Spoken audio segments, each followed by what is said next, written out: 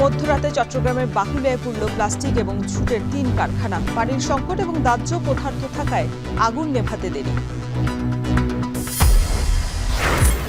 খুলনায় কৃষি ব্যাংকের ভল্ট ভেঙে প্রায় ১৬ লাখ টাকা চুরি। জিজ্ঞাসাবাদের জন্য পুলিশ হেফাজতে ৩ জন।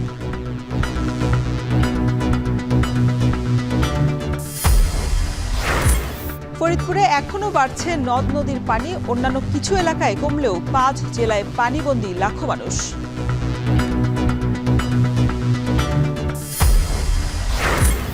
চট্টগ্রাম বন্দরে জট কমাতে খালি কন্টেইনারের ৪ গুণ জরিমানা আদায়ের চিন্তা কর্তৃপক্ষের। ফিডার জাহাজের সংখ্যা কমাতে নোটিশ। এবং সিলেটের কোম্পানিগঞ্জে লুটের অভিযোগে পাথর কোয়ারি থেকে ৫ জনকে আটক। তৃতীয় দিনের মতো যৌথ বাহিনীর অভিযান।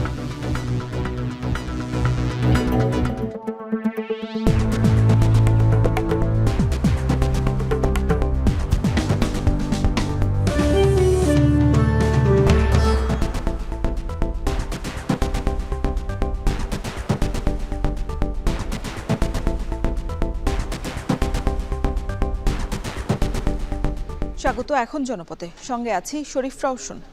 অস্ত্র এবং বিস্ফোরক তৈরির সরঞ্জাম উদ্ধারে রাজশাহী নগরীর কাদিনগঞ্জ এলাকায় সাবেক মেয়র খায়রুজ্জামান লিটনের পৈতৃক বাড়িসহ আশপাশের এলাকা ঘিরে রেখেছে যৌথ বাহিনী। এ বিষয়ে বিস্তারিত জানাতে আমাদের সাথে ঘটনাস্থল থেকে যুক্ত হয়েছেন সহকর্মী রাকিবুল হাসান।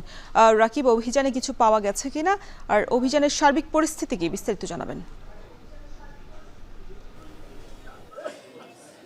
রওশন, সকাল থেকে আমরা দেখছি কাদিরগঞ্জ এলাকায় সাবেক মেয়র এইচ.এম. খায়রুজ্জামান লিটনের যে পৈতৃক বাড়ি, সেখানে সেনাবাহিনী অবস্থান নিয়েছে এবং ঠিক ৯টা থেকে অবস্থান নেওয়ার পরে তার আশপাশে কিন্তু নানাভাবে তল্লাশি চালিয়েছে এবং এখন পর্যন্ত তারা অবস্থান নিয়েছে। আমরা কিছুক্ষণ আগে দেখেছি এখানে বোয়ালিয়া থানা পুলিশ সহ পুলিশের বিশেষ টিম সিআরটি যে টিমটি রয়েছে সেই টিমটি এসেছে এবং এখানে বিভিন্ন জায়গায় সেনাবাহিনীর সাথে তাদের অভিযানে অংশ নিয়েছে। এবং আমরা এখন যেই জায়গাটি দেখছি ডক্টরস ইংলিশ নামে যেই কোচিং সেন্টারটি, মূলত সেটিকে ঘিরেই নানা ধরনের গুঞ্জন উঠেছে এবং সেখানে অভিযানটি পরিচালনা হচ্ছে। আমরা যদি বলি যে অস্ত্র উদ্ধারের ক্ষেত্রে আসলে কি কি পাওয়া গেল, সেক্ষেত্রে যেই জিনিসগুলো নানা মাধ্যমেই শোনা যাচ্ছে যে অভিযান চালিয়ে 2টি বিদেশি ইয়ারগান, একটি রিভলভার, তারপরে কার্টিজ এবং ইয়ারগান, সীসা 3 বক্স এবং পাশাপাশি একটি ম্যাগজিন, দেশীয় অস্ত্র 6টি, জিপিএস ট্র্যাক 1টি, ওয়াকিটকি 4টি এবং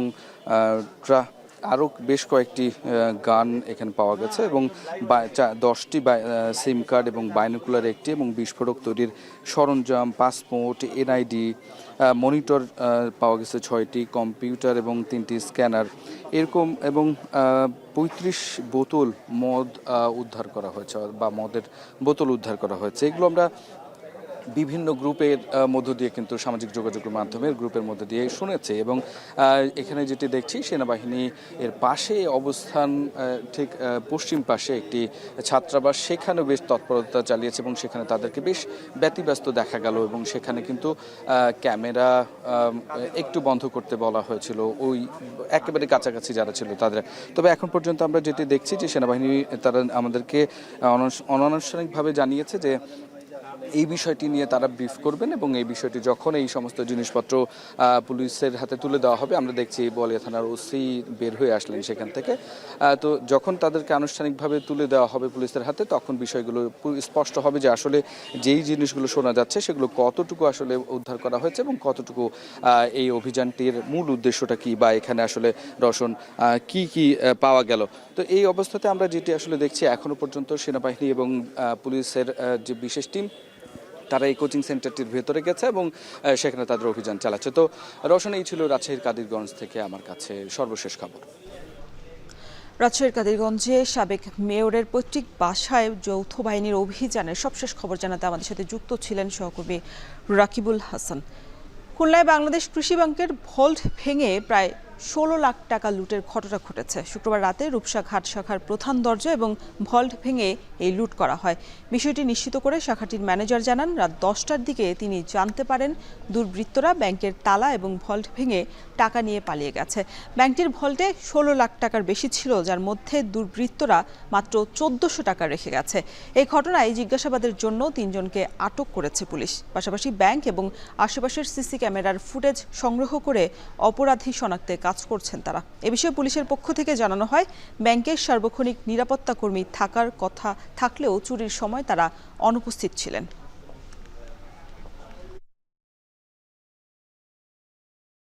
প্রাথমিকভাবে আমাদেরকে মনে হচ্ছে, যেহেতু আজকে ছুটির দিন ছিল, স্বাভাবিকভাবেই যারা ব্যাংকের কর্মকর্তা কর্মচারী তারা বাইরে ছিল, এই সুযোগে হয়তোবা কিছু কতিপয় দুষ্কৃতিচারী চোর বা তারা আসলে এই সুযোগটা নিয়ে কিছু টাকা পয়সা চুরি করছে। প্রাথমিকভাবে আমাদের কাছে এটা মনে হচ্ছে। সমস্ত সিকিউরিটি ভেঙেই আসলে চুরিটা হয়েছে এবং একটু সময় নিয়ে চুরিটা হয়েছে আমাদেরকে প্রাথমিকভাবে যেটা মনে হচ্ছে।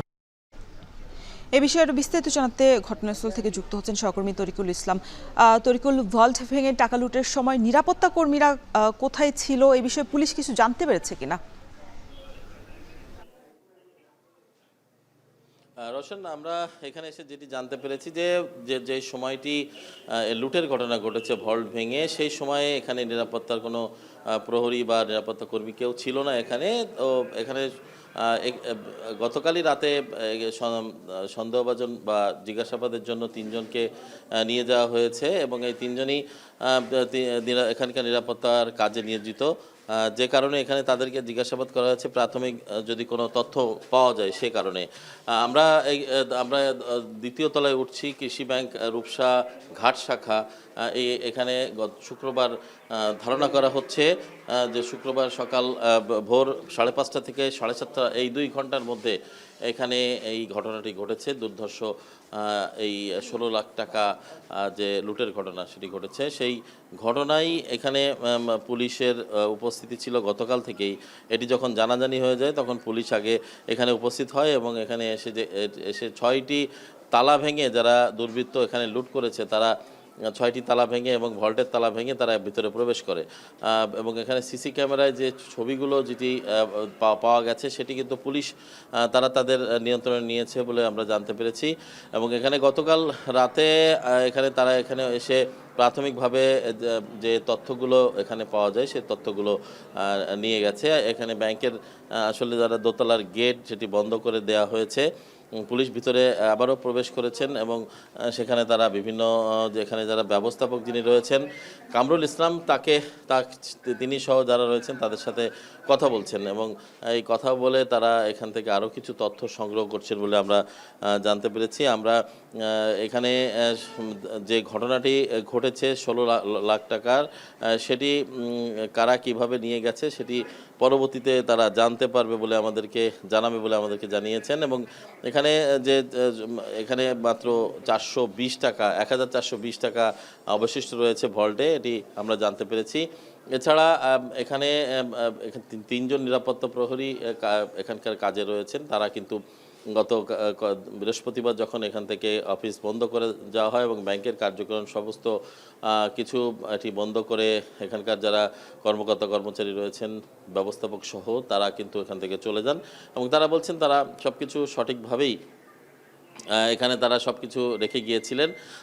এখানে মূলত হচ্ছে যে বৃহস্পতিবারের পর থেকে এই এলাকাটি, বিশেষ করে শুক্রবার, এই এলাকাটি খুবই নির্জন একটি এলাকায় পরিণত হয়ে যায়। সেই নির্জনের তার সুযোগ নিয়েই দুর্বৃত্তরা তারা পূর্ব থেকেই তাদের পরিকল্পনা অনুযায়ী এই কাজটি করেছে বলে ধারণা করা হচ্ছে। এখানকার পুলিশ কর্মকর্তারা তারা এখন এই মুহূর্তে কোনো কথা বলছেন না খুব বেশি, তারা বলছেন যে তদন্তের সাথে তারা অনেক কিছু পরবর্তীতেই জানাবে। তো সব মিলে এই ছিল আমার কাছে রওশন খুলনার রূপসা ঘাট শাখা কৃষি ব্যাংকের যে 16 লাখ টাকা লুটের ঘটনা ঘটেছে তার সর্বশেষ খবর। খুলনা থেকে আমাদের সাথে যুক্ত ছিলেন সহকর্মী তরিকুল ইসলাম। চট্টগ্রামের বাকুলিয়ায় ভয়াবহ আগুনে পুড়ে গেছে প্লাস্টিক এবং ঝুটের 3টি কারখানা, পুড়েছে কয়েকটি বসতঘরও। ফায়ার সার্ভিস জানায় পানির উৎস না থাকা এবং ভেতরে দাহ্য পদার্থ থাকায় আগুন নেভাতে বেগ পেতে হয় তাদের। আগুনের কারণ এবং ক্ষয়ক্ষতি খতিয়ে দেখতে এরই মধ্যে তদন্ত কমিটি করেছে ফায়ার সার্ভিস। হোসেন জিয়াদের প্রতিবেদন। শুক্রবার মধ্যরাতে এভাবেই দাউ দাউ জ্বলে ওঠে প্লাস্টিকের কারখানা। নগরীর বাকলিয়া অ্যাক্সেস রোডের পাশে রাত 1:30টায় আগুনের সূত্রপাত। প্লাস্টিক কারখানার আগুন মুহূর্তেই ছড়িয়ে পড়ে পাশের ঝুট গুদাম, গাড়ির গ্যারেজ, বসতঘর ও প্লাস্টিকের আরেকটি গুদামে। প্রায় 8 ঘন্টা পর সকাল 9টায়ও আগুন জ্বলতে দেখা যায় কারখানার ভেতরে। প্রচণ্ড ধোঁয়ায় ঢাকা পড়ে আশেপাশের এলাকা। আগুনের তীব্রতা বেশি হওয়ায় গুদাম থেকে কিছুই বের করা যায়নি। পুড়ে ছাই হয়ে যায় সবকিছু। খবর পেয়ে নগরীর 3টি স্টেশন থেকে ছুটে আসে ফায়ার সার্ভিসের 9টি ইউনিট। আশেপাশের লোকজনও যোগ দেয় আগুন নেভানোর কাজে। সিটিতে যত ফায়ার সার্ভিস আছে সব আছে, অনেক প্রশাসন আছে। এই 1:30 থেকে এই পর্যন্ত যুদ্ধ করতেছে। রাত্রে কাজ করে গেছে, এখন সকালে কাজের জন্য আসে থেকে ফ্যাক্টরি চলে গেছে। এখানে পানির সংকট ছিল, এখানে আশেপাশে কোনো পুকুর ছিল না। এ সময় গোডাউনের পাশে কয়েকটি বসতঘরও পুড়ে যায়। কোনো রকম জীবন বাঁচাতে পারলেও পুড়ে ছাই হয়েছে সহায় সম্বল। বসতঘরের পাশে ঝুঁকিপূর্ণ কারখানা কেন, এমন প্রশ্ন বাসিন্দাদের। এখানে অনেক কিছু ক্ষতি হয়ে গেছে, বাড়িঘর, ইন্ডাস্ট্রি, সব কিছু, টাকা পয়সা, ফার্নিচার। এই যে ফ্যাক্টরিটার কারণে আজকে মনে করো এই যে আমার ঘরের অবস্থা আপনারা দেখতে আছেন, তাহলে আমি নিরহ মানুষ, আমার এখন কে আইনা দিব, কে খাওয়াইব, কে দিব? এই যে গোডাউনটা আছে আমরা আর দিব না এটা, কারণ আমাদের জীবনের ঝুঁকি নিতে আমরা চাই না।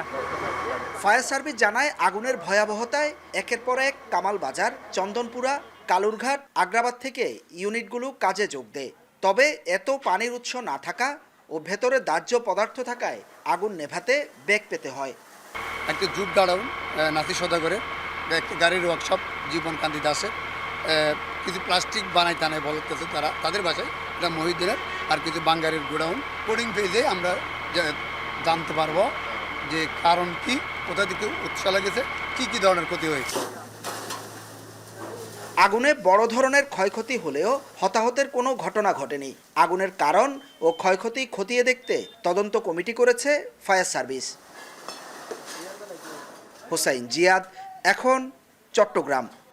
সিলেটে লুট হওয়া পাথর উদ্ধারে আজ তৃতীয় দিনের মতো অভিযান চালাচ্ছে যৌথ বাহিনী। পাথর লুটের অভিযোগে খনিজ সম্পদ উন্নয়ন ব্যুরোর মামলায় এরই মধ্যে কয়েকজনকে আটক করেছে পুলিশ। এ নিয়ে বিস্তারিত জানাতে সিলেটের ভোলাগঞ্জ সড়ক থেকে যুক্ত হয়েছেন সহকর্মী সন্দীপন শুভ। এখন পর্যন্ত পাথর লুটের ঘটনায় কতজনকে গ্রেফতার করা হয়েছে, আর পাথর উদ্ধার অভিযানের সবশেষ কী পরিস্থিতি জানাবেন?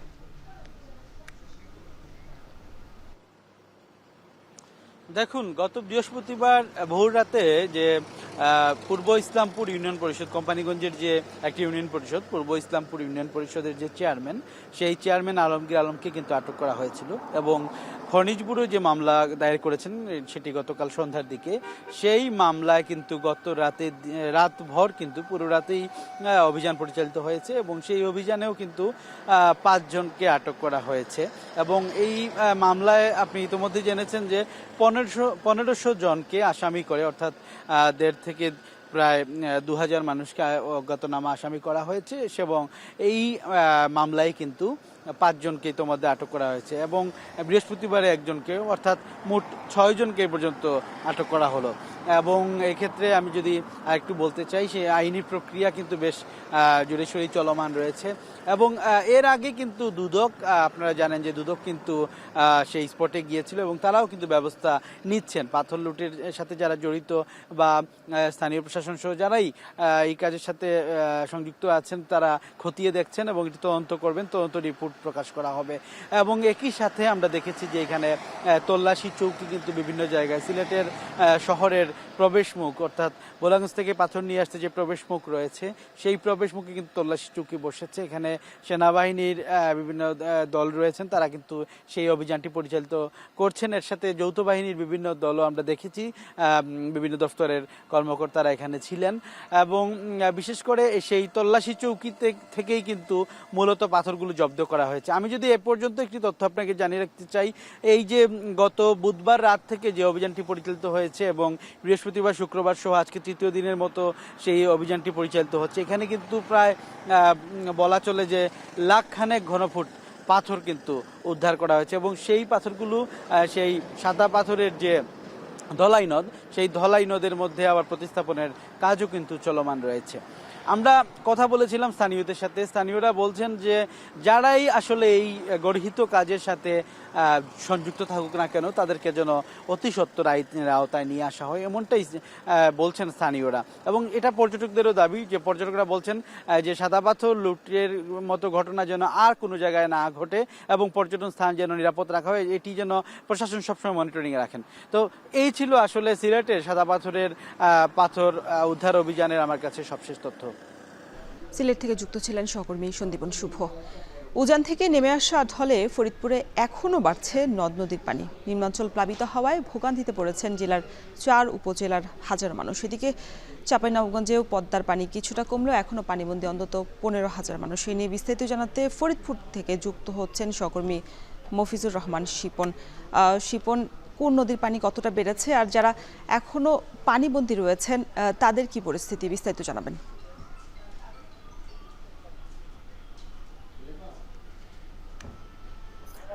আপনি জানেন যে উজান থেকে নেমে আসা পানিতেই মূলত ফরিদপুরের অঞ্চলের নদ নদীর পানি বৃদ্ধি পেয়েছে গত 10 দিন যাবত। এর ফলে কিন্তু ফরিদপুরের 4টি উপজেলার 13টি ইউনিয়নে কিন্তু পানি প্রবেশ করেছে। অন্যদিকে পার্শ্ববর্তী রাজবাড়ী জেলার 2টি উপজেলার তেও কিন্তু পানি প্রবেশ করেছে। সব মিলে ফরিদপুরের যে নদী পদ্মার মূল নদী এবং মূল নদীর যে অববাহিকা অর্থাৎ মূল নদীর যে বেষ্টিত যে ইউনিয়নগুলো রয়েছে সেই ইউনিয়নের মানুষগুলো কিন্তু এখন এই মুহূর্তে সব থেকে বেশি ভোগান্তিতে আছে, আমরা যেটা জানতে পেরেছি। পানি উন্নয়ন বোর্ডের নির্বাহী প্রকৌশলী রাকিবুল হুসাইন আমাদেরকে জানিয়েছেন যে গত 24 ঘন্টায় ফরিদপুরের পদ্মা নদীর পানি 4 সেন্টিমিটার বৃদ্ধি পেয়েছে। বর্তমানে পানি 8.04 সেন্টিমিটার উপর দিয়ে প্রবাহিত হচ্ছে, যার ফলেই কিন্তু মূলত নিম্ন অঞ্চলগুলোতে পানি প্রবেশ করে এবং মানুষের সমস্যার সৃষ্টি হয়। আমি চরাঞ্চলের বিভিন্ন অঞ্চলের মানুষের সঙ্গে কথা বলেছিলাম এবং তারা যেটি বলেছে যে তাদের গোখাদ্যের সমস্যা, পাশাপাশি ছোট্ট শিশু কিশোর এবং বৃদ্ধদের নিয়েও সমস্যায় পড়তে হচ্ছে। চরের যে বিস্তীর্ণ এলাকা জুড়ে যেখানে মানুষ হেঁটে চলার পথ ছিল সেগুলো কিন্তু পানিতে তলিয়ে গেছে, যার ফলে কিন্তু দেখা যায় তারা এখন নৌকা বা ডিঙ্গি নৌকা ব্যবহার করা লাগছে। অন্যদিকে গবাদি পশুরও কিন্তু একটু বড় খাদ্য সংকট তৈরি হয়েছে পানি উঠে যাওয়ার কারণে। এর বাইরে আপনাকে যদি বলতে হয় যে পানি বৃদ্ধির ফলে কিন্তু নদ নদী ভাঙনও ব্যাপক হারে দেখা দিয়েছে। ভাঙনের ফলে কিন্তু অনেক মানুষের সম্পদ অর্থাৎ ফসলি জমিও কিন্তু হারিয়ে যাচ্ছে নদীর গর্ভে। আমি কথা বলেছিলাম এই প্রসঙ্গে পানি উন্নয়ন বোর্ডের সঙ্গে, তারা বলেছেন যে যেহেতু একসঙ্গে অনেকগুলো নদীর স্পটে ভাঙন শুরু হয়েছে, সেই ক্ষেত্রে অতি গুরুত্বপূর্ণ জায়গা চিহ্নিত করে মূলত তারা জনগুরুত্বপূর্ণ যেটি রয়েছে সেখানেই কিন্তু মূলত বালিবর্তী জিওবাগ ফেলে তারা ভাঙন প্রতিরোধের চেষ্টা করছেন, যদিও এটা সাময়িক বলে তারা বলেছেন। অন্যদিকে জেলা প্রশাসনের সাথে কথা বলেছিলাম পানি বৃদ্ধির পরবর্তীতে, তারা বলেছেন যে পানি যেসব অঞ্চলে বেড়েছে সেসব অঞ্চলের জনপ্রতিনিধি এবং প্রশাসনে যারা রয়েছেন তাদের সঙ্গে কিন্তু কথা বলেছে এবং তারা খোঁজখবর নিচ্ছে, পানি বৃদ্ধির খবরাখবর আপডেট প্রশাসনকে জানাচ্ছে।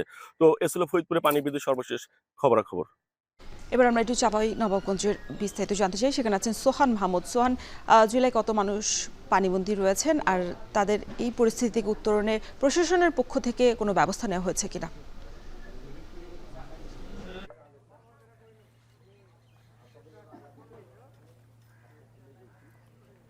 চাঁপাইনবাবগঞ্জের প্রায় 15,000 মানুষ ইতিমধ্যেই পানিবন্দী হয়ে পড়েছেন। পানিবন্দী হয়ে ভোগান্তিতে দিন পার করছেন এখানকার 15,000-এর বেশি মানুষ। আমরা যদি আপনাকে বলি চাঁপাইনবাবগঞ্জের 5 ইউনিয়নের এই 15,000 মানুষ আসলে পানিবন্দী। এটি 2 উপজেলায় অবস্থিত, চাঁপাইনবাবগঞ্জ সদর ও শিবগঞ্জ।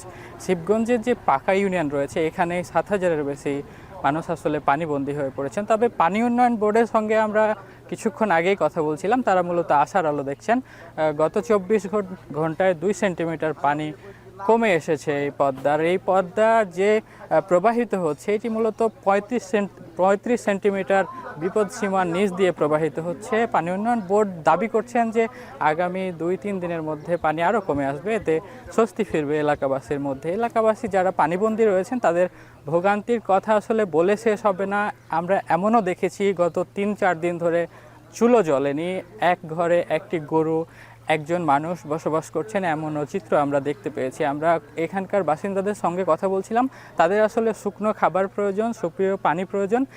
বিতরণ হচ্ছে, প্রশাসনের তদারকি রয়েছে, তবে আসলে যে পরিমাণে মানুষ পানিবন্দী হয়েছেন সে পরিমাণে আসলে খাদ্য সামগ্রী বিতরণ করা হচ্ছে না, এতে তারা আরও খাদ্য সংকটে পড়ছেন। এখানে আমরা স্থানীয় বাসিন্দাদের মধ্যে দেখতে পেয়েছি শিশু এবং বৃদ্ধ যারা রয়েছেন তারা মূলত পানিবাহিত রোগে আক্রান্ত হচ্ছেন, সেক্ষেত্রে তাদের ওষুধও সংকট রয়েছে।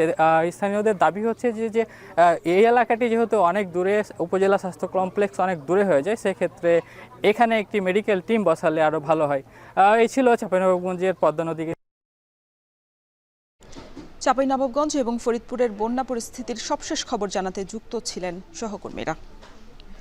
যশোরের ঝিকরগাছায় অপরিকল্পিত পুকুর এবং মাছের ঘেরের কারণে সৃষ্টি হচ্ছে জলাবদ্ধতা। প্রায় 200 বিঘা জমিতে ফসলের আবাদ বন্ধ হয়ে গেছে। এমনকি উপজেলার বামনআলী চাপাতলায় বিলের পানি নিষ্কাশনের একমাত্র খালটিও অকার্যকর হয়ে পড়েছে। ফলে 10 গ্রামের কৃষকরা পড়েছেন বিপাকে। জলাবদ্ধতা নিরসনের চেষ্টা চলছে বলে জানিয়েছে উপজেলা প্রশাসন।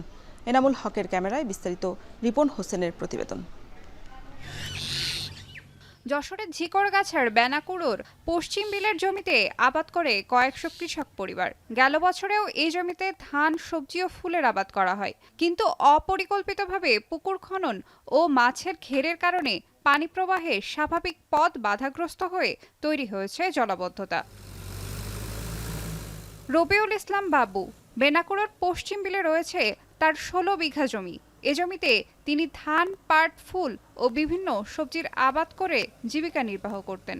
তবে জলাবদ্ধতার কারণে এবছর 1 শতক জমিতেও আবাদ করতে পারেননি। এতে দিশেহারা তিনি। শুধু বাবু নয়, একই অবস্থা বিলে জমি থাকা শতাধিক কৃষক পরিবারের। এখানে 3 ফসলের জমি, আমরা এখানে ফুলের চাষ করি। ফুলগুলো ডুবে গেছে এবং সেই মুথাগুলো পচে গেছে। এখন আমাদের বিকল্প কোনো ব্যবস্থা এখানে কোনো কিছুই পাইনি। ঘের ভেড়ি করে সব বাইন্দে সেন্দে রেখে আগে বাড়ি কত সব তলায় দিচ্ছে। অন্যান্য 10-15টা বিলের পানি এমনি দিয়ে বেরোয়, কিন্তু সমস্যা হচ্ছে আমাদের এখানে পানি নিষ্কাশনের কোনো ব্যবস্থা নাই। এলাকাবাসীর অভিযোগ, একসময় যে খাল দিয়ে বিলের পানি পরিষ্কার হতো সেটি এখন প্রভাবশালীদের দখলে। আবার কোথাও ভরাট হচ্ছে বিল। সামান্য বৃষ্টিতেই 10 গ্রামের পানি বিলে জমা হচ্ছে, কিন্তু বের হওয়ার কোনো পথ পাচ্ছে না। এখানে 150-200 বিঘা জমি আছে, সে জমিগুলো সবই মার ধীরে ধীরে পানি বেরোতে পারছে না, তার জন্য আমাদের বিশাল ক্ষতি হয়ে গেছে। টেন্ডারের ওই পাশ থেকে পানি, সম্পূর্ণ পানি আমাদের এমনি ডেলিভারি হয়ে গাগে যায়, কিন্তু যাওয়ার তো পথ নেই। যদিও জলাবদ্ধতা নিরসনে নানা পদক্ষেপ নেওয়া হচ্ছে বলে দাবি উপজেলা প্রশাসনের। মনিরামপুর বলেন, অভয়নগর কিংবা কেশবপুর, এখানে কিন্তু জলাবদ্ধতা একটা সমস্যা আগে থেকে। ইতিমধ্যে যে খালগুলো ভরাট হয়ে গেছে সেগুলো পুনঃখনন করা যায় এবং যেগুলো অবৈধ দখলে আছে সেগুলো দখল উচ্ছেদ সহ আপনার খনন করা যায়। সে একটা তালিকা রেডি করে আমরা ইতিমধ্যে পানি উন্নয়ন বোর্ডে পাঠিয়েছি। প্রশাসনের পক্ষ থেকে সমস্যা সমাধানে আশ্বাস দেয়া হলেও এর দ্রুত বাস্তবায়ন চান কৃষকরা। তাদের দাবি, কেবল আশ্বাস নয়, জলাবদ্ধতা থেকে স্থায়ী মুক্তির জন্য কাজ করতে হবে প্রশাসককে। এখন যশোর। দেশে প্রথমবারের মতো পাইপলাইনের মাধ্যমে চট্টগ্রাম থেকে ঢাকায় জ্বালানি তেল সরবরাহের বাণিজ্য কার্যক্রম শুরু হচ্ছে। এর মাধ্যমে জ্বালানি তেল সরবরাহের স্বয়ংক্রিয় পদ্ধতিতে প্রবেশ করছে বিপিসি। এই নিয়ে বিস্তারিত জানাতে রেসপাস টার্মিনাল পতেঙ্গা থেকে যুক্ত হয়েছেন সহকর্মী হাজেরা শিউলি। শিউলি, স্বয়ংক্রিয় জ্বালানি তেল সরবরাহে কি কি সুফল মিলবে আর তাতে বছরে কি পরিমাণ অর্থের সাশ্রয় হবে? রওশন, এই যে জ্বালানি তেল পরিবহনের যে উদ্যোগ, এর আগে কিন্তু নদী পথেই সিংহভাগ জ্বালানি তেল পরিবহন করা হতো, যা বিদেশ থেকে আমদানি করা হতো। তার সিংহভাগই ঢাকা সহ দেশের বিভিন্ন অঞ্চলে নৌ, সড়ক এবং রেলপথে পরিবহন করা হতো। এবং বছরে পদ্মা, মেঘনা, যমুনা 3টি ওয়েল ট্যাঙ্কার থেকে এবং 103টি যে তাদের যে ডিপো আছে, ডিপো থেকে 180টি ওয়েল ট্যাঙ্কারের মাধ্যমে জ্বালানি তেল পরিবহন করা হতো সারা দেশে। এবং এতে বছরে প্রায় 800 কোটি টাকার মতো ব্যয় হতো বিপিসির। সেই সাথে কিন্তু নদীপথে পরিবহনের কারণে যে ওয়েল ট্যাঙ্কার থেকে তেল পড়ে বা নদীর জল যেমন দূষণ হতো, তেমনি এক্ষেত্রে জীববৈচিত্র্য কিন্তু একটি তাদের যে হুমকির সম্মুখীন, বা মাছ বা অন্যান্য জীববৈচিত্র্যের জন্য সেটা একটি ক্ষতিকর দিক ছিল। তো এই ক্ষেত্রে যেমন শুধু জ্বালানি তেল পরিবহনে যে খুব অল্প সময় পরিবহন করতে পারতো, আগে যেখানে সময় লাগতো প্রায় 1 থেকে 2 দিন, এখন মাত্র 12 ঘন্টায় সরাসরি এখান থেকে যে পদ্মা ওয়েলের পতেঙ্গা যে ডিসপাস টার্মিনাল আছে সেখান থেকে 3টি যে স্টোরেজ ট্যাঙ্ক আছে, 3টি তেল বিপণন কোম্পানি পদ্মা, মেঘনা, যমুনা, তাদের সেই স্টোরেজ ট্যাঙ্কের মাধ্যমে নারায়ণগঞ্জের গোদনাইলে যে পাইপলাইন আছে 250 কিলোমিটার দৈর্ঘ্যে, সেই পাইপলাইনে সরাসরি চলে যাবে এই তেল। এবং এক্ষেত্রে আগে কিন্তু একটা চুরি বা অপচয় হতো অনেক বেশি। বর্তমান সিস্টেমে যেহেতু এটি স্বয়ংক্রিয় এবং সব কিছু অটোমেটেড এবং অনলাইনে কিন্তু সব কিছু মনিটর করা হবে, তাই পথে তেল চুরি সুযোগ নেই এবং সেই সঙ্গে তেলের অপচয় কিন্তু অনেক কমে যাবে বলে বিপিসির কর্মকর্তারা আশা করছেন। এবং এক্ষেত্রে বছরে প্রায় 250 থেকে 300 কোটি টাকা সাশ্রয় হবে সরকারের, যা আসলে তারা যুগান্তকারী পদক্ষেপ হিসেবে দেখছেন। এবং 20টি নদীর তলদেশ পার হয়ে যে পাইপলাইনটি কিন্তু যে নির্মাণ করা হয়েছে এবং 3টি তেল কোম্পানির যে 3টি ডিপোতে প্রায় 9টি স্টোরেজ ট্যাঙ্কার নির্মাণ করা হয়েছে এবং পুরো প্রকল্পটি বাস্তবায়নের কাজ করেছে সেনাবাহিনীর 24 ইঞ্জিনিয়ারিং পদাতিক ডিভিশন। এবং এর আগে কিন্তু গত জুন থেকে বেশ কয়েকবার সফলভাবে ট্রায়াল সম্পন্ন হয় এবং সব প্রস্তুতি শেষে আজকে আনুষ্ঠানিকভাবে কিছুক্ষণ আগেই কার্যক্রমের উদ্বোধন করেছেন ফাউজুল কবির খান। এবং এর মাধ্যমে জ্বালানি তেল পরিবহনের যে ঝামেলা, ঝক্কি এবং চুরি সব কিছুর ক্ষেত্রে কিন্তু একটা যুগান্তকারী পরিবর্তন আসছে। তো এই ছিল রওশন আমার কাছে সব শেষ। চট্টগ্রাম থেকে ঢাকায় জ্বালানি তেল সরবরাহের বাণিজ্যিক কার্যক্রম শুরুর সবশেষ খবর জানাতে যুক্ত ছিলেন সহকর্মী হাজেরা শিউলি। চলতি বছরের 7 মাসে গেল বছরের চেয়ে 234টিরও বেশি জাহাজ ভিড়েছে চট্টগ্রাম সমুদ্র বন্দরে। সেই সাথে বেড়েছে কন্টেইনার এবং কার্গো হ্যান্ডেলিং। তবে বৈরী আবহাওয়া, ধর্মঘট এবং কাস্টমস কর্মকর্তাদের কর্মবিরতি সহ নানা সমস্যায় পণ্য খালাস ব্যাহত হওয়ায় বড় ধরনের চ্যালেঞ্জ মোকাবেলায় করতে হচ্ছে বন্দরকে। সংকট নিরসনে এবার খালি কন্টেইনারের ওপরই 4 গুণ স্টোর রেন্ট আরোপের কথাও ভাবছে কর্তৃপক্ষ। সেই সঙ্গে বন্দরে জাহাজের গড় অবস্থানকাল বাড়ায় ফিডার জাহাজের সংখ্যা কমাতেও নোটিশ দেওয়া হয়েছে। তবে ব্যবহারকারীরা বলছেন চট্টগ্রাম বন্দর এবং বেসরকারি আইসিটিগুলোর সক্ষমতা না বাড়ালে আগামী দিনে সংকট বাড়বে। হাজেরা শিউলির প্রতিবেদন। 1 বছরের ব্যবধানে পাল্টে গেছে দেশের প্রধান সমুদ্র বন্দরের চিত্র। ডলার সংকট ও রাজনৈতিক অস্থিরতায় গেল বছর অনেক সময় খালি থাকতো বন্দরের জেটি। বন্দরের বহির্নোঙরে আসার 2-1 দিনের মধ্যেই জেটিতে ভিড়তে পারত জাহাজ, অথচ এখন অপেক্ষায় থাকতে হচ্ছে গড়ে 7 থেকে 10 দিন। কন্টেইনার ও কার্গো মিলিয়ে প্রতিদিন 15 থেকে 22টি জাহাজ বহির্নোঙরে অপেক্ষায় থাকছে। হিসেব বলছে গেল বছরের চেয়ে এই বছরে 234টি জাহাজ বেশি এসেছে চট্টগ্রাম বন্দরে। সেই সঙ্গে বেড়েছে কন্টেইনার ও কার্গো হ্যান্ডলিংও। কিন্তু সে হারে খালাসের গতি না বাড়ায় গড়ে ইয়ার্ডে কন্টেইনার জমছে 40 থেকে 45 হাজার একক। এতে পণ্য ওঠানামায় সময় বেশি লাগায় বাড়ছে জেটিতে জাহাজের অবস্থানকালও, যার নেতিবাচক প্রভাব পড়ছে বন্দরের সার্বিক কার্যক্রমে। ইয়ার্ডের কাজ স্লো হওয়া মানে হচ্ছে জাহাজের কাজও স্লো হওয়া। তো সব মিলিয়ে আমরা চাই যে এই অবস্থার থেকে উত্তরণ ঘটাতে। আমরা আমদানি রপ্তানিকারকদেরকে সবসময় বলি যে আমাদের যে সরকারি বন্ধের দিনগুলো, যেমন শুক্রবার, শনিবার বা অন্যান্য হলিডে যেগুলো থাকে, সেগুলোতেও যদি সমানভাবে সবাই ডেলিভারি নেয় তাহলে বন্দরের এই অবস্থাটার সৃষ্টি হয় না। সংশ্লিষ্টরা বলছেন যুক্তরাষ্ট্রের বর্ধিত পাল্টা শুল্ক এড়াতে জুলাই মাসে রপ্তানি কন্টেইনার বাড়লে চাপে পড়ে বন্দর কর্তৃপক্ষ। পরিস্থিতি সামাল দিতে বন্দরে আসা জাহাজের সংখ্যা কমিয়ে যৌক্তিক পর্যায়ে রাখা ও খালি কন্টেইনার দ্রুত না নিলে 4 গুণ জরিমানা আরোপের কথা জানিয়ে বাংলাদেশ শিপিং এজেন্ট অ্যাসোসিয়েশনকে নোটিশ দেয় বন্দর। শিপিং এজেন্টরা বলছেন বাড়তি চাপ সামাল দিতে পতেঙ্গার কন্টেইনার টার্মিনাল পুরোদমে চালু ও বিভিন্ন জেটিতে আধুনিক যন্ত্রপাতি সংযোজনের পাশাপাশি দ্রুত বে টার্মিনাল নির্মাণ জরুরি। দীর্ঘদিন ধরে আপনার এই কন্টেইনার টার্মিনালটা পুরোপুরি আমরা ইউজে আনতে পারতেছি না। যেখানে আমার এখানে ক্রাইসিস যাচ্ছে সেখানে আপনার জেটি খালি যাচ্ছে। তো এইটাকে যদি ফুল অপারেশনে আইসা যদি 3টা জাহাজ যদি আমরা ওখানে অ্যাকোমোডেট করতে পারি, তাহলে তো এই সমস্যা তো এমনি দেশেই সমাধান হতে পারে। জাহাজ কমায় এই সমাধান করার আর কোনো প্রয়োজন হবে না। কন্টেনার ডিপো পরিচালনাকারীরা বলছেন সংকটের স্থায়ী সমাধানে বন্দর ও বেসরকারি কন্টেনার ডিপোগুলোর সক্ষমতা বাড়ানোর পাশাপাশি সহজ শর্তে ডিপো নির্মাণের সুযোগ দিতে হবে। চট্টগ্রাম বন্দরের মধ্যেও বেশ কিছু বিষয় আছে যেগুলো ঢেলে সাজানোর বিষয় রয়েছে, যেমন চট্টগ্রাম বন্দর থেকে রপ্তানি পণ্য যে আমরা পাঠাচ্ছি সেগুলো প্রি স্ট্যাকিংয়ের জায়গা করে দিতে হবে, এবং সেই জায়গা করতে গেলেই কিন্তু আমদানি পণ্যের যে ডেলিভারি চট্টগ্রাম বন্দর থেকে এটা বাইরে নিয়ে যেতে হবে। এটা রাতারাতি করা সম্ভব নয়। আমরা মনে করি বেসরকারি আইসিডির সংখ্যা যদি বৃদ্ধি পায় এবং বেসরকারি আইসিডির সক্ষমতা যদি আরও বৃদ্ধি পায়, তাহলে কিন্তু একটা সময়ে গিয়ে চট্টগ্রাম বন্দরের সকল আমদানি পণ্যের ডেলিভারি কিন্তু বন্দরের বাইরে নিয়ে যেতে হবে। চট্টগ্রাম বন্দর 2024-25 অর্থ বছরে 48 বছরের ইতিহাসে রেকর্ড সর্বোচ্চ 32,96,000 টিউএস কন্টেনার হ্যান্ডলিং করেছে। সমীক্ষার তথ্য মতে 2030 সালে হ্যান্ডলিং দাঁড়াবে 5 মিলিয়নে। এ অবস্থায় বন্দরের সক্ষমতা না বাড়ালে সংকটে পড়বে আমদানি ও রফতানি বাণিজ্য। হাজারা শিউলি, এখন, চট্টগ্রাম। সনাতন ধর্মাবলম্বীদের ভগবান শ্রীকৃষ্ণের জন্মতিথি আজ। নানান আয়োজনের মধ্য দিয়ে পালিত হচ্ছে জন্মাষ্টমী উৎসব। এ উপলক্ষে দেশের বিভিন্ন স্থানে বের হয়েছে বর্ণাঢ্য শোভাযাত্রা।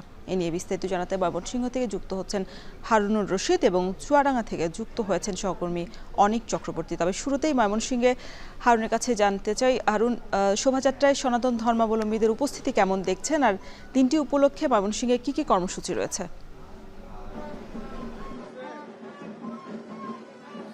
রোশন, ময়মনসিংহে জন্মাষ্টমী উপলক্ষে বর্ণাঢ্য আয়োজন রয়েছে। আমরা দেখতে পাচ্ছি যে দুর্গাবাড়ি মন্দির থেকে একটি বর্ণাঢ্য শোভাযাত্রা বের হয়েছে। এই শোভাযাত্রাটির উদ্বোধন করেছেন ময়মনসিংহের ডিআইজি অফিসের পুলিশ সুপার ফাল্গুনী নন্দী, এবং আমরা দেখেছি যে ময়মনসিংহ দক্ষিণ জেলা বিএনপির সদস্য সচিব রুকনুজ্জামান সরকার রুকন সেই র্যালিতে উদ্বোধনী অনুষ্ঠানে ছিলেন, এবং সনাতন ধর্মাবলম্বী যারা নেতৃবৃন্দ রয়েছেন তারাও কিন্তু ছিলেন।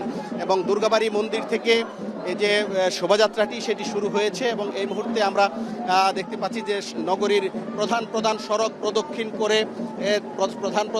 প্রদক্ষিণ করে তারা কিন্তু এই মুহূর্তে ময়মনসিংহ রেল স্টেশন মোড় যেটি সেটি অতিক্রম করেছেন। এবং এখানে আমরা দেখতে পাচ্ছি যে সনাতন ধর্মাবলম্বীর যারা সদস্য রয়েছেন, নারী, পুরুষ, শিশু, কিশোর থেকে শুরু করে সর্বস্তরের সনাতন ধর্মাবলম্বীরা কিন্তু এই যে জন্মাষ্টমীর যে শোভাযাত্রা, এই শোভাযাত্রায় অংশগ্রহণ করেছেন। এবং এই শোভাযাত্রাকে সুষ্ঠু সুন্দরভাবে সম্পন্ন করার জন্য আমরা দেখতে পাচ্ছি যে প্রচুর পুলিশ সদস্য মোতায়েন রয়েছে।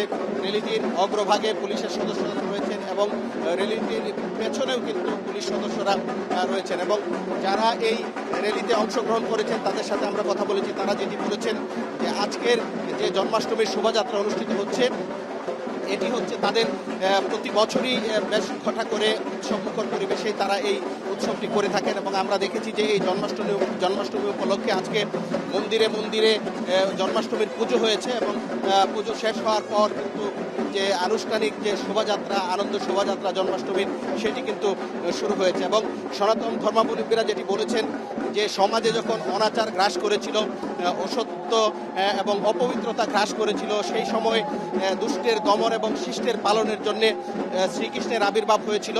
এবং সেই আবির্ভাবকে সামনে রেখেই কিন্তু প্রতি বছর এই যারা শিষ্টের পালন করার জন্য, দুষ্টের দমন করার জন্য এই উৎসবটি কিন্তু তারা পালন করে থাকেন। এবং এবারেও কিন্তু এটির ব্যতিক্রম হয়নি। দুর্গাবাড়ি মন্দির থেকে আমরা দেখেছি যে একটি বেশ জমজমাট এবং আকর্ষণীয় শোভাযাত্রা বের হয়েছে, এবং এই শোভাযাত্রাটি ময়মনসিংহ নগরীর প্রধান সড়ক প্রদক্ষিণ করছে। তো এই ছিল আমার কাছে ময়মনসিংহ থেকে জন্মাষ্টমীর শোভাযাত্রার সর্বশেষ। এবার চুয়াডাঙ্গার পরিস্থিতি জানতে চাই। অনেক জানাবেন যে চুয়াডাঙ্গায় কি কি আয়োজন রয়েছে জন্মাষ্টমী উপলক্ষে?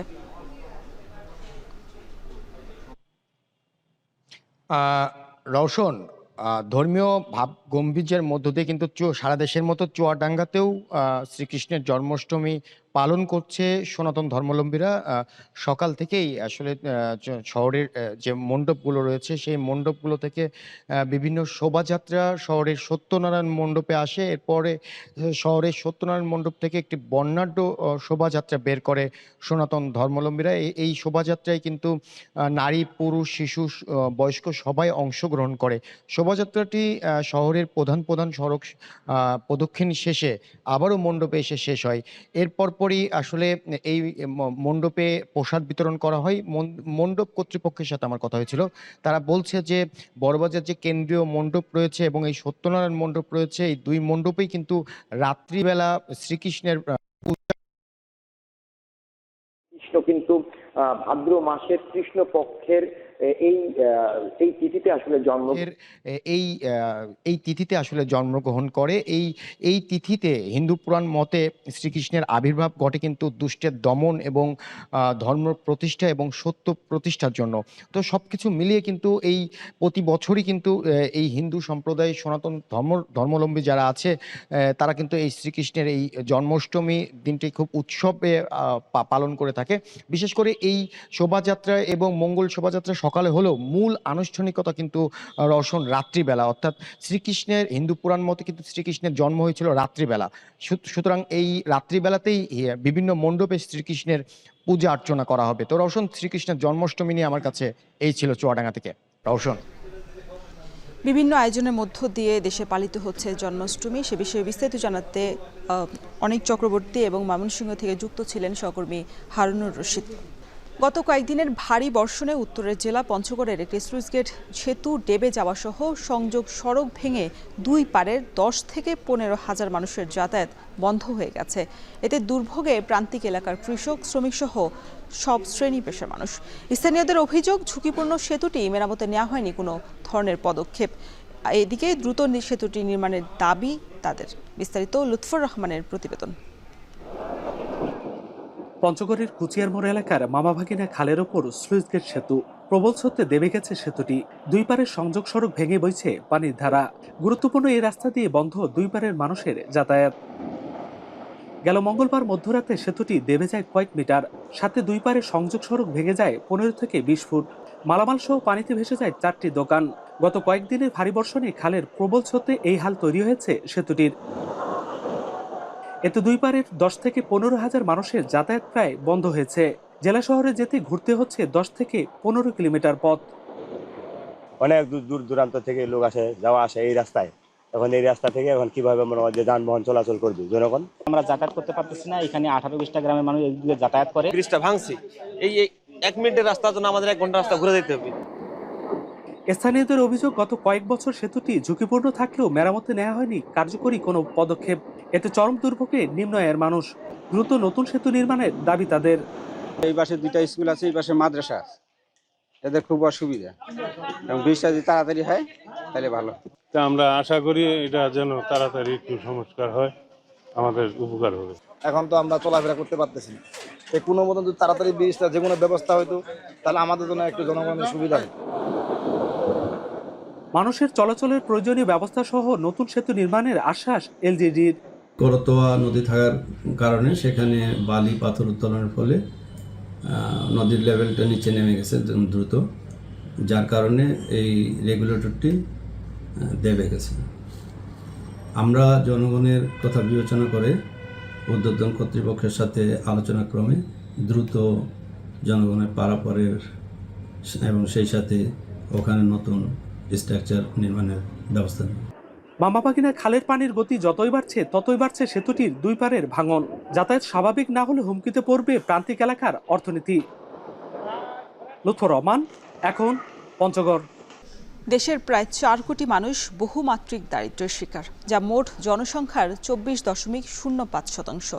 আর সবচেয়ে বেশি দারিদ্র্য কবলিত পার্বত্য জেলা বান্দরবানের বাসিন্দা, যা 65.36%। পরিকল্পনা কমিশনের national multidimensional poverty index for Bangladesh শীর্ষক প্রতিবেদনে উঠে এসেছে এমনই এক তথ্য। সংকট উত্তরণে সরকারকে দ্রুতই কার্যকর পদক্ষেপ গ্রহণের আহ্বান জানিয়েছেন স্থানীয়রা। বান্দরবান থেকে রিজভি রাহাতের প্রতিবেদন। গত 31 জুলাই রাজধানীর শেরেবাংলা নগরী পরিকল্পনা কমিশনের এনইসি সম্মেলন কক্ষে দারিদ্রতা নিয়ে এক প্রতিবেদন প্রকাশিত হয়। যে প্রতিবেদনে উঠে আসে দেশের সবচেয়ে বেশি দারিদ্র্যের শিকার পার্বত্য জেলা বান্দরবানের বাসিন্দারা। বাংলাদেশের বহুমাত্রিক দারিদ্র্যের উপর এটি প্রথম প্রতিবেদন। মাল্টিডাইমেনশনাল পভার্টি ইন্ডেক্স বা এমপিআইর তথ্য মতে দেশে 3,97,70,000 মানুষ বহুমাত্রিক দারিদ্র্যের শিকার। প্রতিবেদনে উঠে আসে দরিদ্র মানুষের সংখ্যা সবচেয়ে বেশি চট্টগ্রাম বিভাগে, আর এই হার সবচেয়ে বেশি পার্বত্য জেলা বান্দরবানে। যা 65.36%। প্রতিবেদনটির বয়স ভিত্তিক হিসাবে দেখা যায়, প্রাপ্তবয়স্কদের তুলনায় শিশুদের মধ্যে বহুমাত্রিক দারিদ্র্য হার বেশি। তবে দারিদ্র্যের এ হার পানির প্রাপ্যতা, স্যানিটেশন, স্বাস্থ্যসেবা, ইন্টারনেট সংযোগ সহ 11টি সূচকের সমন্বয় করা হয়েছে। তাই সংকট উত্তরণে সরকারকে দ্রুত কার্যকরী পদক্ষেপ গ্রহণের আহ্বান জানিয়েছেন সুশীল সমাজের প্রতিনিধিরা। চকচক করলে তো শোনা হয় না, তো বান্দরবানকে চকচক করে দেখানো হয়েছে। চকচকের পিছে যে আড়ালে কষ্টে আছে, কত মানুষ না খেয়ে আছে। অবকাঠামো নির্মাণটাকে যদি আমরা বুঝি তাহলে ঠিকই উন্নয়ন হয়েছে, কিন্তু মানুষের কোনো ভাগ্য পরিবর্তন হয়নি। আমাদের জনগণ ওদের কাছে মনে সঠিক সেবাটা এবং ওদের কাছে সঠিক এদের প্রাপ্যটা মনে পৌঁছতেছে না। পর্যটন শহর বলা হলেও কিন্তু আসলে এটি পর্যটন, কতটুকু পর্যটন শহরের বৈশিষ্ট্য এই শহরে রয়েছে, এটা একটি প্রশ্ন। সরকারি যে ডিপার্টমেন্টগুলো আছে, সরকারের দায়িত্বশীল যে এজেন্সিগুলো আছে, যে প্রতিষ্ঠানগুলো আছে, তাদের সবাইকে মিলে একটা উপায় বের করা যে আমরা এখান থেকে উত্তরণ চাই। কৃষিভিত্তিক যে সমস্ত শিল্প প্রতিষ্ঠান আছে এগুলো যদি আমরা গড়ে তুলতে পারি, যেমন জুস প্ল্যান্ট হতে পারে, আনারসের জুস প্ল্যান্ট হতে পারে, আমের জুস প্ল্যান্ট হতে পারে, তাহলে লোকজনের কর্মসংস্থান হতে পারে।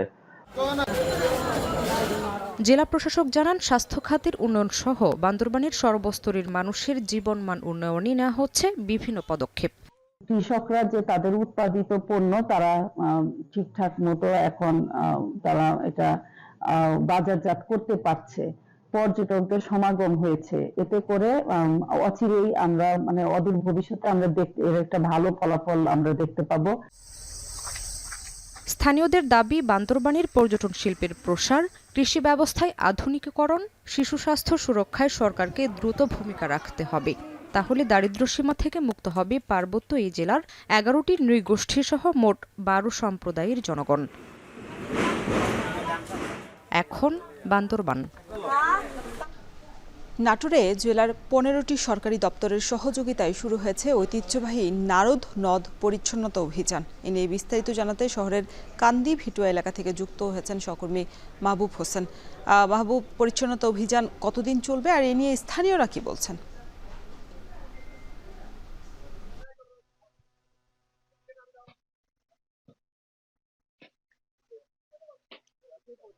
রওশন, আপনি জানেন যে নাটোরের নারদ নদ এটি একটি ঐতিহ্যবাহী নদ। এটি কিন্তু শহরের মধ্য দিয়ে প্রবাহিত এবং এই নদটি দীর্ঘদিন ধরে কিন্তু এর যে ময়লা আবর্জনার যে ভাগাড় সেটিতে পরিণত হয়েছে।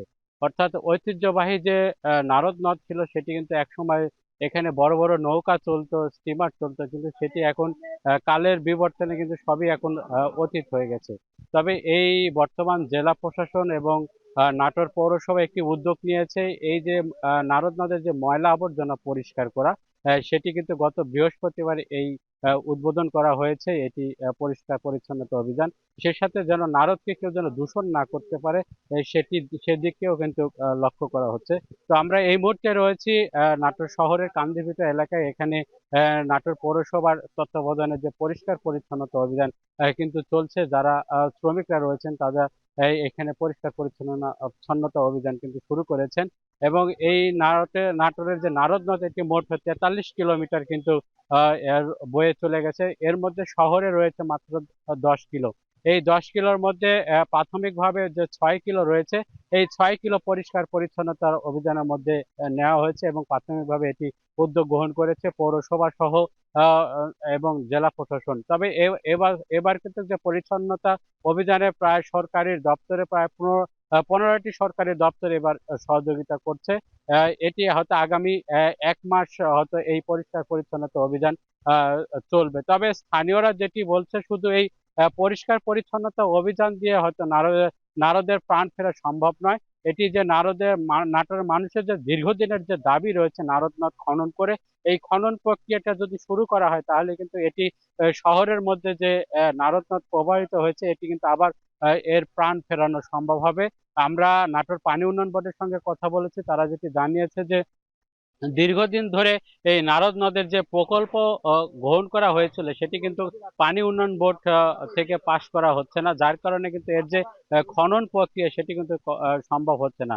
আর এই খনন প্রক্রিয়া সম্ভব না হওয়ার কারণে শহরের বিভিন্ন জায়গায় বড় বড় যে দালান কোঠা সেটি কিন্তু গড়ে উঠেছে নারদের তীরে জায়গা দখল করে। এছাড়া পানির প্রবাহ আগের মতো না থাকার কারণে কিন্তু এর যে বিভিন্ন কচুরি পানা সহ বিভিন্ন যে ময়লা আবর্জনার ভাগাড়ে পরিণত হয়েছে এই নারদ নদ, এতে করে যে মশার যে তীব্র প্রকট সেটি কিন্তু ধারণ করেছে।